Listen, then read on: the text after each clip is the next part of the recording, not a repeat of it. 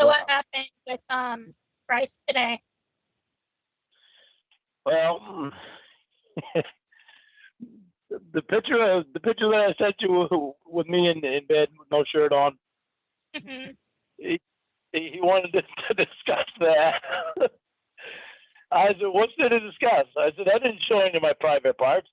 I said, "I showed my upper part." I said, "There's nothing wrong with that." So is he looking at said, everything we're saying to each other? well, I think they see everything. Hmm. Well, So what whatever is on my screen. Well, he, I found out basically what the problem is, because he wants me to have a healthy relationship, and he sees that I've been having all this stuff to do with these people from the Church of God, and even though Jamie didn't have anything to do with the Church of God, but she knew the other people that were involved in that, and there's them, and then there's you that had to do with this thing. Yeah. So it's like he's connecting all that and thinking that because I'm having to do something to do with all these people, that I'm not having something healthy. And I told him, I said, Bryce, I said she's 36 years old now. I said she's not playing. I said I can't blame her for what I did wrong. And I said I can't. Well, then I told him about Chris Hansen, about Chris emailing me. I told him, I said, I asked, I told Chris that if he talked to Casey, and then to give her my emails so that I can apologize to her. And he said he said that's probably not even Chris Hansen, and that's probably not even the real Casey Morrow. I said, well, Bryce, I got their IDs. I said, I won't talk to anybody anymore without their IDs, so that way I know that it's them that I'm talking to, because of what happened before with Winnie pretending to be you. And actually, that idea came from my other probation officer. What the hell is her name? The one I didn't like Maria. Yeah, that idea came from her. And so as soon as I told him that I had your ID and I had Chris's ID, he didn't know what to say then, except for I think that Chris has a felony. And I told him, I said, yeah, that's what Bryce said to me. And I said, I don't think it's a felony. I think it's a misdemeanor because of his check thing. His bouncing the checks, writing bad checks. I told him, I said, I think it's a misdemeanor. He said, you hold on a minute, and I'll look it up on Google. And he said he looked it up on Google right then, and it said that it was a felony. Whether it really is or not, I don't know. He could just be saying that, but it doesn't seem to me like it's a felony. So that means you can't talk to him? Yeah, that means I can't talk to Chris. Oh, wow. So, which is fine. Yeah, which is fine because I don't want to talk to Chris anyway. But that's basically what Bryce's problem is because he wants to see me in a healthy relationship. And I told him, I said, Bryce, my crime has to do with minors. I said, I don't understand what's going on with you having a problem with me talking to people that are of age, because all I've done is talk to people that are of age. He said that, well, he understands that my crime is with minors, but part of probation and classes job is to see that I have healthy relationships. And I don't know what the hell that has to do with what my charge is, but that's what the discussion with him today was about. That, and he wanted to know about my job. He doesn't want you talking to me though. No, they haven't wanted me to talk to anybody from the internet. Well, since since I went on YouTube and found out all that crap about Church of God. they haven't So wanted is to your talk to lawyer anybody since. getting you out of class still?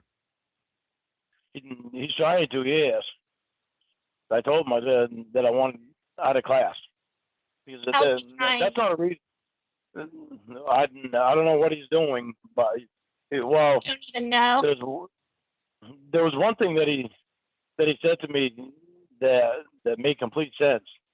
Is that he's gonna ask them if I seem like I'm a threat to the public, which is the whole reason of being in the class and on probation. And it's obvious what their answer is going to be because they know I'm not a threat to the public. Well, what if they So say you are? Well, then they'll have to prove it. And how are they going to prove that when I haven't done anything wrong other than them incarcerating me for drinking beer? That I haven't drank beer for, well, it's been 2 years. 2 years since August, since July 7th.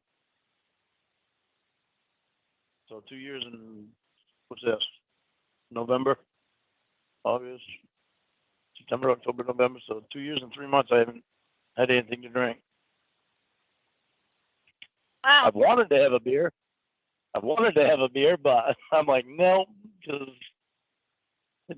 it'll bite me in the ass if I do. So, one? What happens if you have one?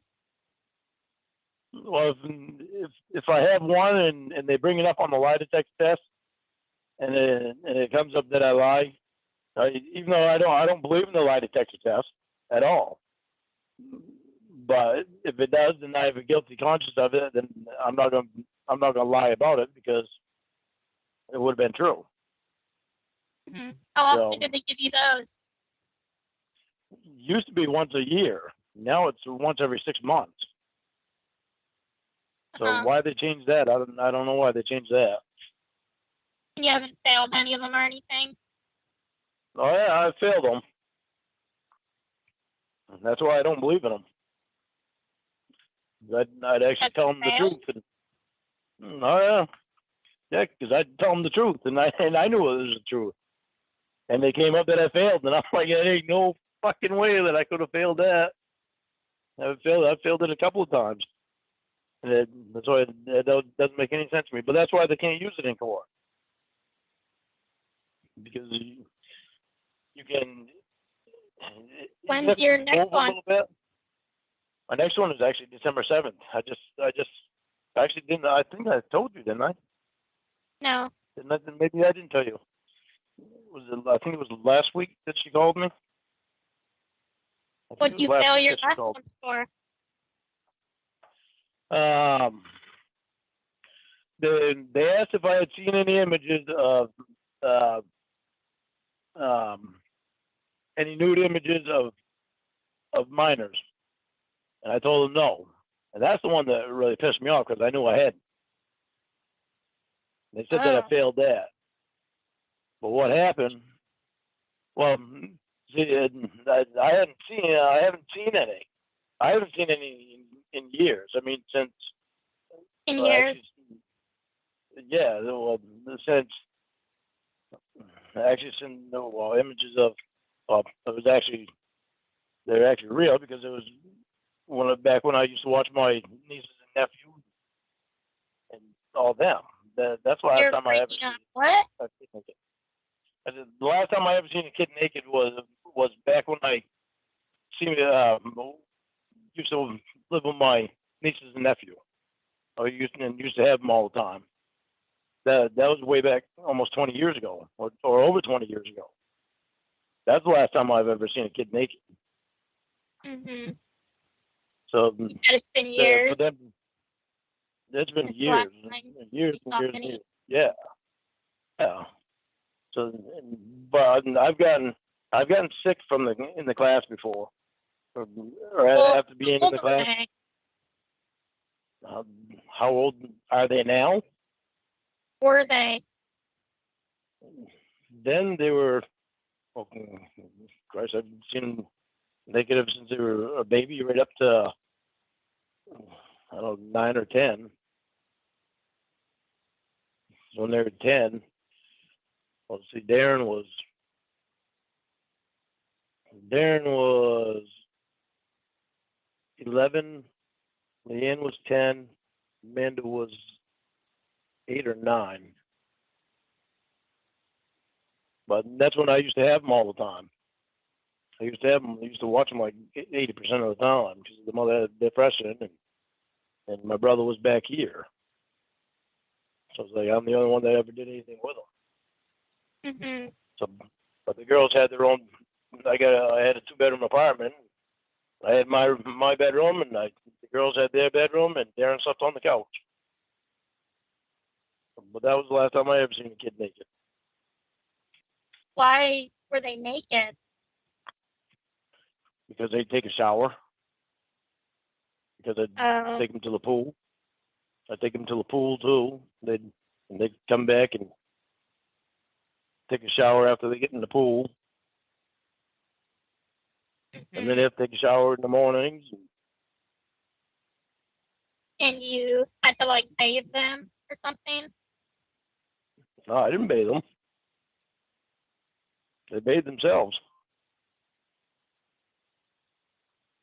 But the girls would, the girls and Darren, when they were really little, they'd take baths, and they didn't want to take showers. They wanted to take baths. So Laura always told me let them take a bath instead of a shower. So right until I don't know, until they were probably, well, Darren was probably around 8 when he started taking a shower, started wanting to take a shower. Then after he did, Leanne and Amanda started wanting to take a shower. That made me a little nervous because didn't have anything sticking to the bottom of the tub to make sure they didn't fall. So I had to go out and get some of that stuff. I had to go out and get some. Oh, there's some flowers and ducks and stuff that I put on the adhesive things to make sure they didn't fall in the shower. Mm-hmm. So I was overprotective of them. I was very much overprotective of them. I was if they go out and play on the playground.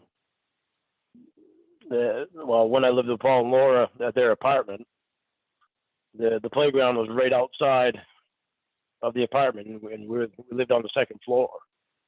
We had a balcony out there. Well, the kids wanted to go out there and play, and then there'd wind up being all kinds of kids out there. Well, say all kinds. There's probably actually maybe 10 kids out there. But Darren, Lee, and Amanda were out there. They'd go out there and play. I'd go sit on the patio, sit there and watch them to make sure nothing happened to them.